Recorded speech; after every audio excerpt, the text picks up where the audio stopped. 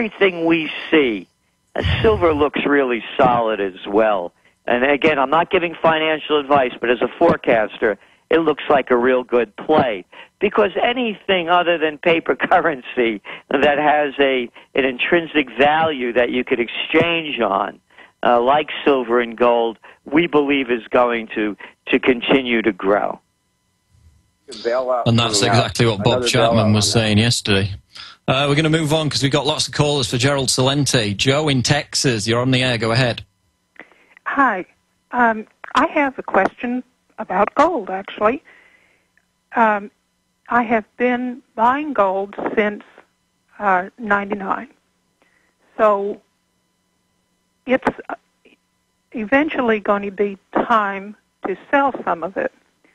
And what I'm reading is that the government could do something ridiculous with taxes on gold when you sell it, and also the discount when you try to sell it. You won't be able to sell it at the spot price. There's a discount that you'll have to take into consideration. So those questions, and also just to give people who may be thinking about gold now a warning, do not buy semi-numismatic coins. It's a ripoff. Okay, because the government's capable of doing anything. There's no question about it.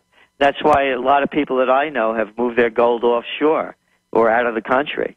So anything can happen. Having said that, however, I think it's going to be very difficult for them to do so. The taxes, the new 1099 forms that they squeezed in with the health care reform bill that are now requiring anyone with a purchase of over $600, they have to fill out a 1099, and that's done primarily to attract the gold dealers. So yeah, these are all realities that may happen. And as you say, a time to sell. For me, I'm speaking only for myself.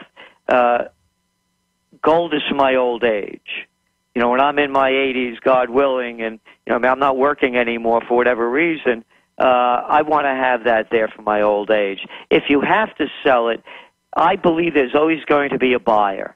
And I always believe there'll be somebody that's going to be out there that doesn't want to make a big deal about it, that will buy it. Will you get it at the spot value? No. When you buy coins, you buy them high. And when you sell them, you buy them, you sell them for less.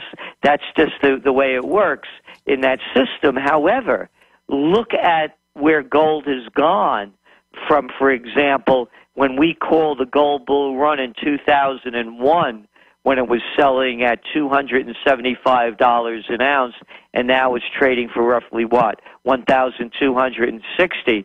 So even with that little fluctuation of selling less than when you bought it at the spot at that time, it's not going to make a big deal. And by the way, we just heard from Nouriel Roubini, who they call Dr. Doom.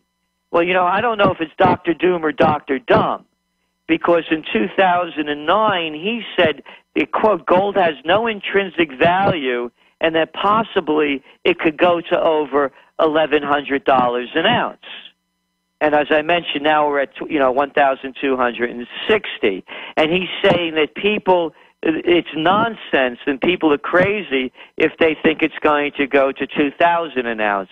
So I guess you could say I'm talking nonsense and that I'm crazy because we believe gold is going to go to 2,000 and possibly beyond. Okay, thanks for the call. Yeah, I mean, as you were saying, Gerald, we saw the protests in France yesterday. They're just going to keep raising the age of retirement through these austerity measures. So using gold as a kind of pension is a really good idea for people. With regard to tax, they already tax the sale of silver in the United Kingdom. So, governments have that option always open to them. You mentioned Nouriel Roubini. I mean, isn't the case that Roubini and Krugman and all these people, the happy clappers, have suddenly now changed their tune and they're the doomsayers, when people like yourself, Gerald, and Bob Chapman and others have been communicating the same message for years, whereas these more mainstream talking heads have suddenly just changed their tune to jump on the bandwagon. Well, it's very clear, Paul. Again, it's Harvard, Princeton, Yale. You look at their credentials and their pedigree. It's one big circle jerk. It's always them. Listen, how blind or stupid can people be if they can't see it in front of their eyes? Look where they're all from. Whether it's the President of the United States, the President of the Federal Reserve, or a stacked Supreme Court.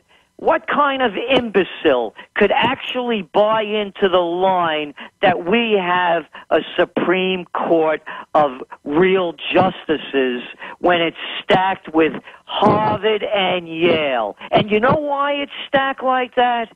I'll make it really clear. Because they're better than we are. They live better than we are. They take more than we have, and they live higher than we do. Look at Hillary Clinton. Look at the rest of them. Every time they go to a foreign country, they arrive in a jumbo jet. They wave from the door, and by the time they get down to the bottom, they roll out a red carpet and strike up a band. You think they have an attitude? Brian in South Carolina, you're talking to Gerald Celente, trendsresearch.com. Go ahead. Hello, Gerald. How are you doing? Boy, y'all covered so much, I don't know where to start. I was trying to think of a good question and a good topic, but I know you're a trends guy, so I'll stick with that. One of the trends that I'm concerned about as a Christian, as a biblical Christian, the situation down in Florida with the guy burning the Korans. The basic institution of Christianity, from a biblical perspective, is to share your faith with others. And no man shall come into the Father except by me. That's Jesus saying, there's only one path to heaven, and that is me, talking about himself, of course. I know if you were to go to Israel right now and you shared your faith with the Jews, they'd put you in jail. It's not allowed. It's illegal. If you go to Saudi Arabia, you'd be lucky to get out of there with your head. In the United States, I think what the guy's doing down there is bad because I don't know where he's going to go now to try to share his faith with these people. He says that the Koran's junk. I don't read it, so that ought to tell you something. But I think he may have messed his witness up. I know as a Southern Baptist, a couple of years ago, a contract was signed with Rome. It is actually illegal or against, the agreement was that the Southern Baptists would not proselytize Roman Catholics.